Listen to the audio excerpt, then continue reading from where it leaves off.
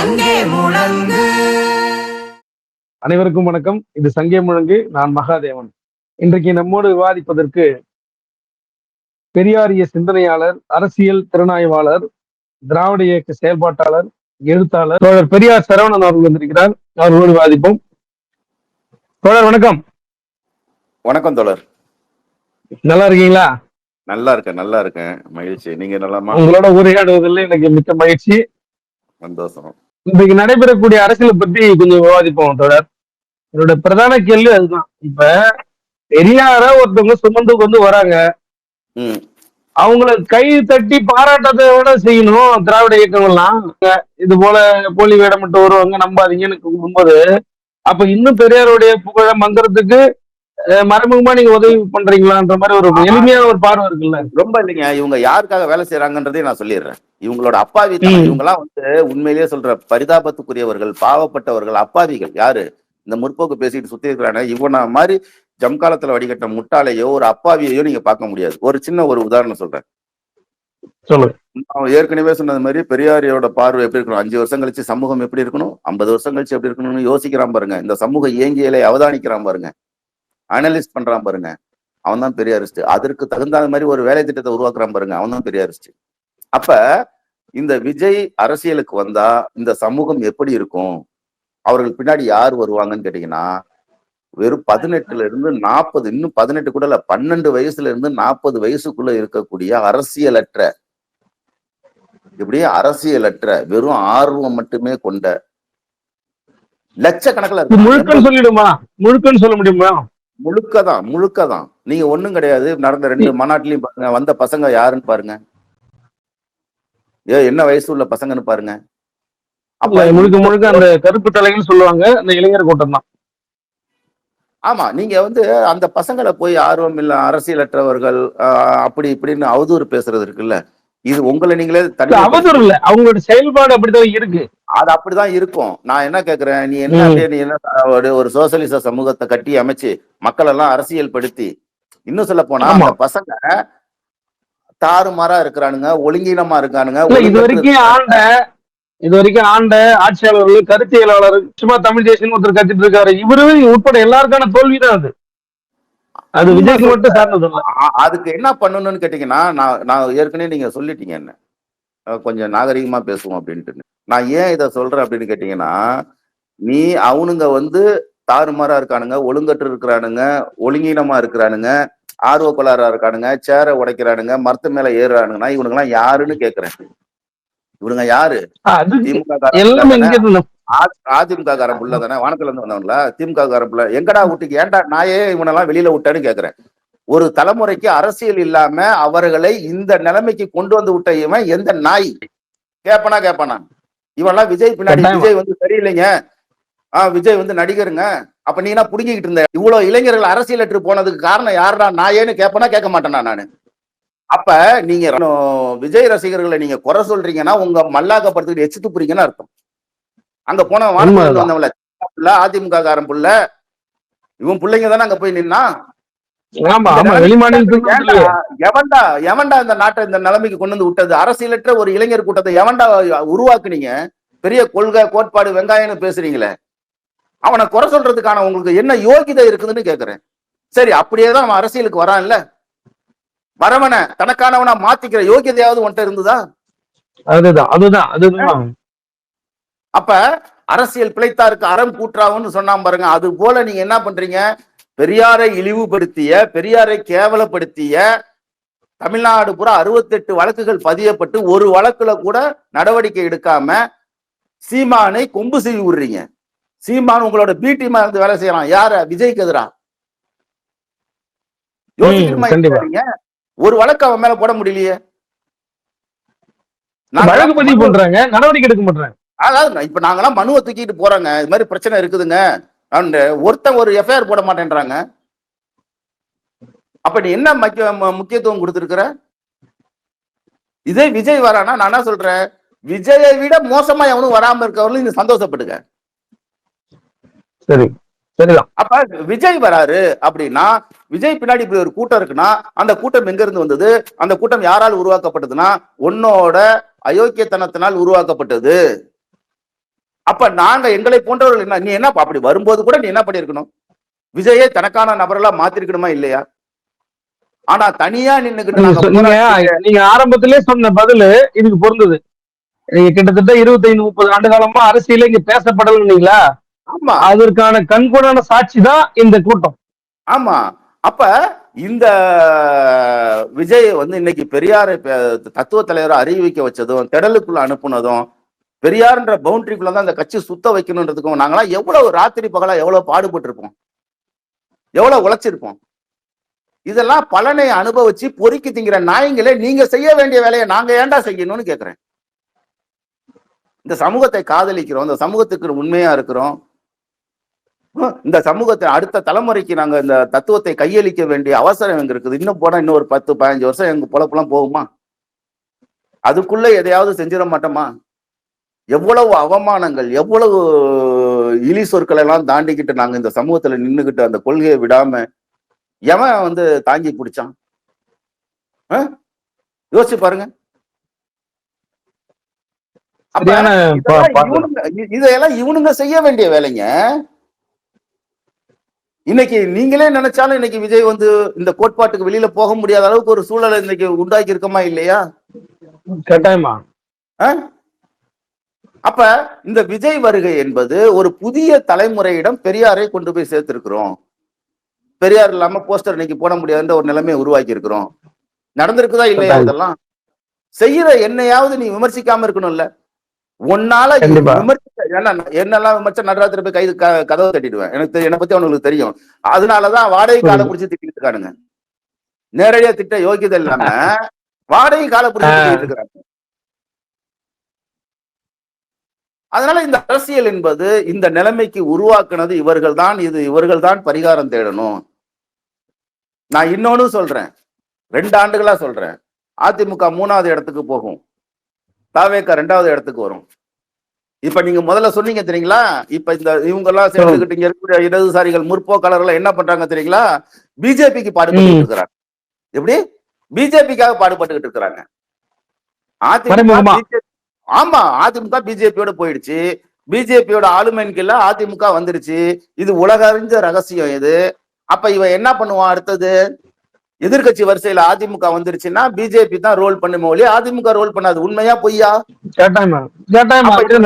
அப்ப இவனுங்க எல்லாம் என்ன பண்றானுங்க? ஐயா, எடப்பாடியோட பயணம் வர வரைக்கும் கடந்த ஒரு 3 ஆண்டு வரைக்கும் எதிர்கட்சி தலைவரா, ஆக்கப்பூர்வ எதிர்கட்சி தலைவரா நம்ம விரும்பினாலும் விரும்பப்பட்டாலும் அண்ணாமலை தான் பேசப்பட்டாரு.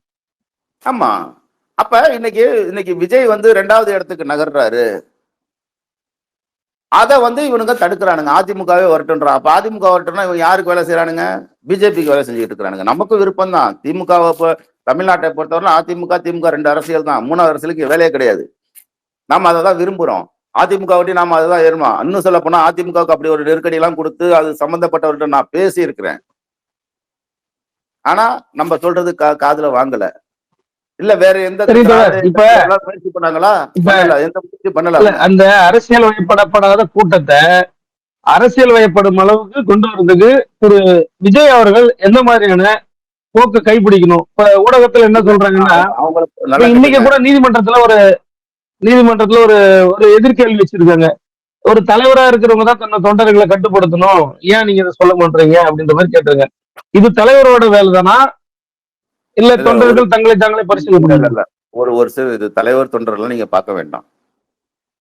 இந்த கூட்டம் இப்படிதான் இருக்குமானா இப்படிதான் இருக்கும். இந்த கூட்டத்தை கட்டுப்படுத்த முடியுமானா முடியாது.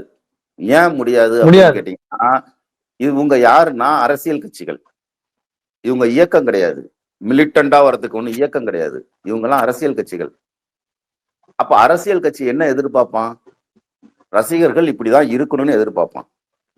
அப்ப அவருக்கு ஆலோசனை சொல்லக்கூடியவங்க என்ன யோசிப்பாங்க? விஜயா இருக்கட்டும், இல்ல விஜய்க்கு ஆலோசகர்கள் எல்லாம் இருக்காங்க, அவங்க என்ன யோசிப்பாங்க?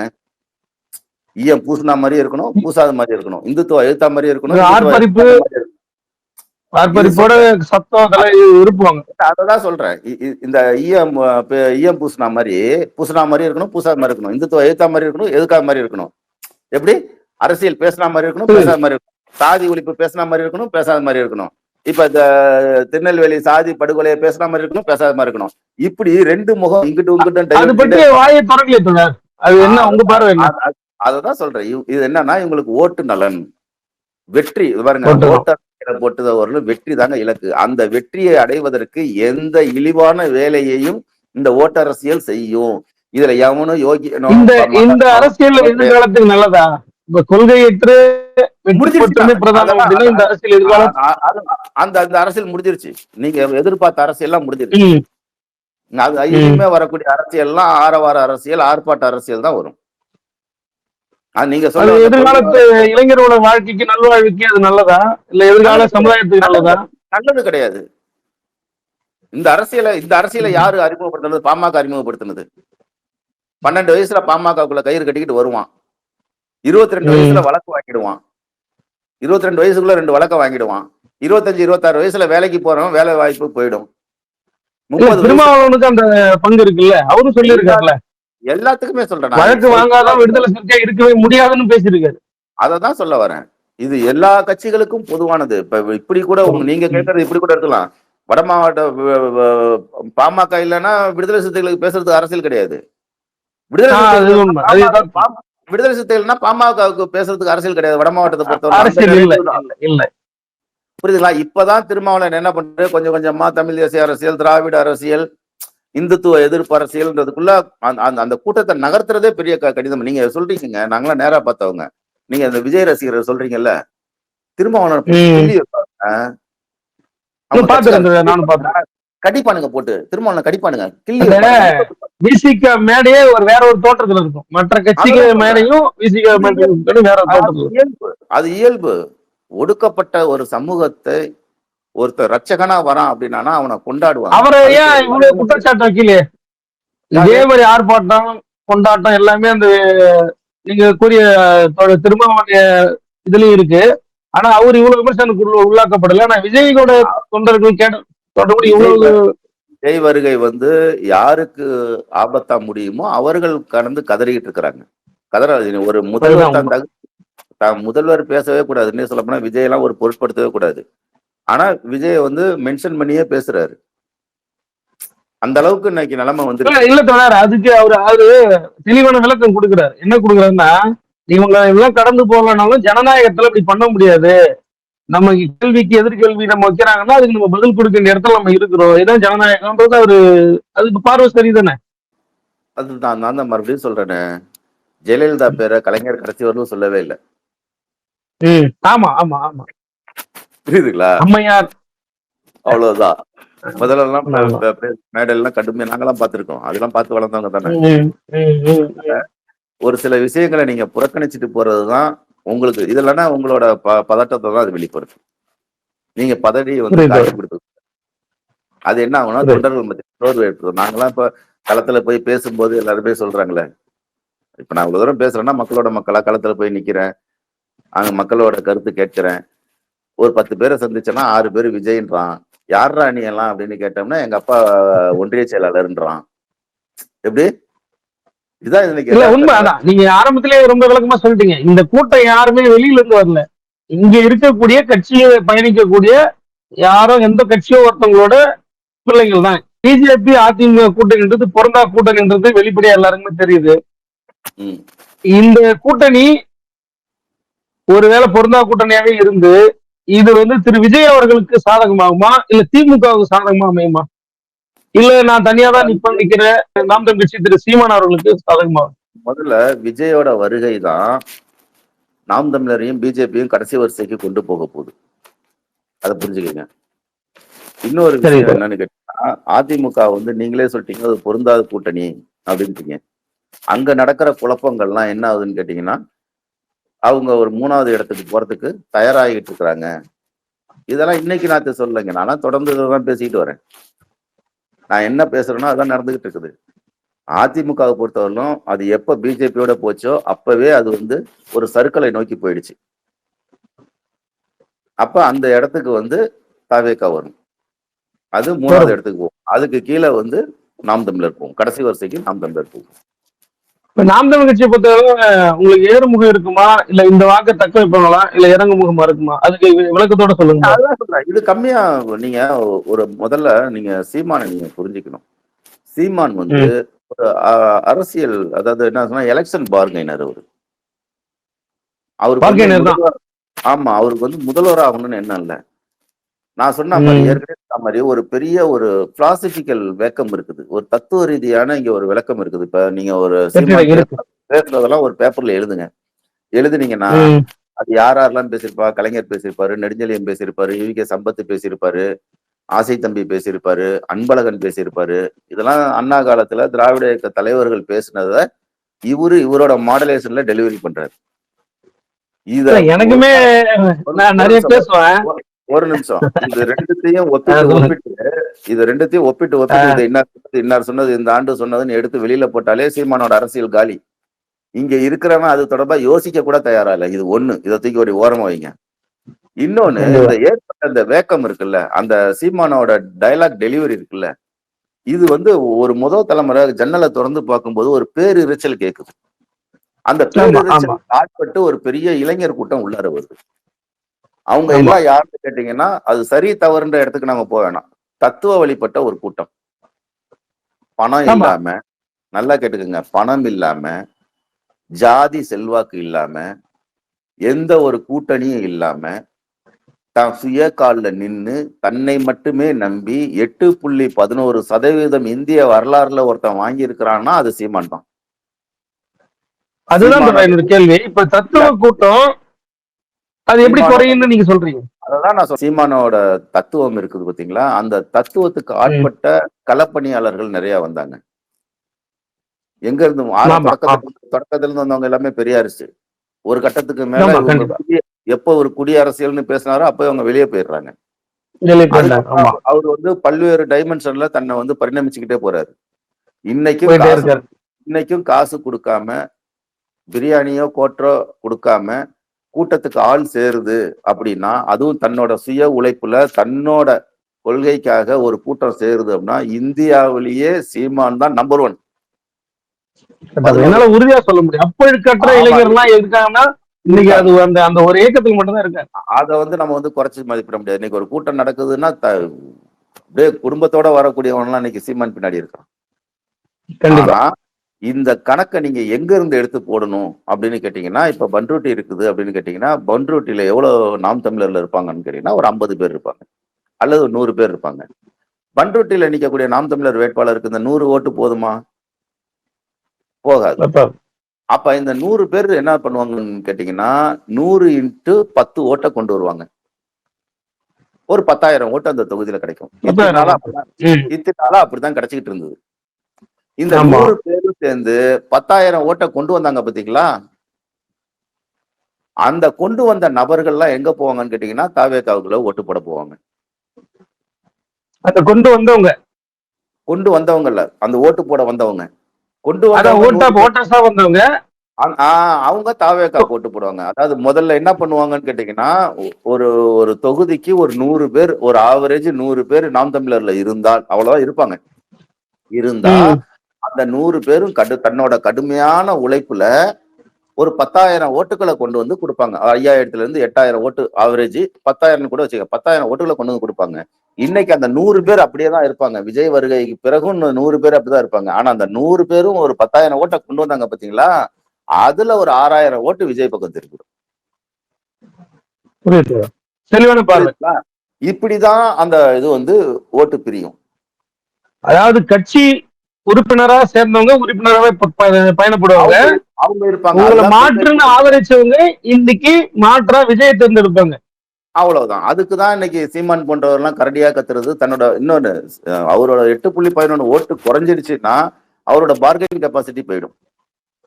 ஆமா, அதுக்கப்புறம் பேசுறதுக்கான வேல்யூ குறைஞ்சிடுதுல உங்களுக்கு. அதுக்குதான் அவர் பயப்படுறாரு. அந்த சத்தம் தான் அதிகமா இருக்குது. அதான் சில பேர் என்ன சொல்றாங்க, ஐயா தினகரன், டிடி தினகரன் சொல்றாங்க, இந்த முறை வந்து அவரு கூட்டணி போறதுக்கான ஒரு உணர்வு தெரியுது எனக்கு அப்படின்றாரு. கிடையாது. அவர் கூட்டணிக்குன்னு போனா அவரை வேற யாரும் எதிர்க்க வேணாம், தம்பிகளே விஷம் வச்சிருவாங்க. தம்பிகளே விஷம் வச்சிருவாங்க. அதனால அவர் கூட்டணிக்கு போயிட்டாருன்னா அவர் சீமானோட அரசியல் அதோட முடிஞ்சிருச்சுன்னு அர்த்தம். சரி தோழர், ரொம்ப நேரம் ஒதுக்கி நேரம் ரொம்ப நன்றி. நன்றி தோழர், மீண்டும் உரையாடுவோம். நன்றி தோழர், மகிழ்ச்சி. இது போன்ற காணொலிகள் நம்முடைய சங்கே முழங்கு வலைவலிகள் இனிவரும் காலங்களில் தொடர்ச்சியாக வந்து கொண்டிருக்கும். தாருங்கள். நன்றி.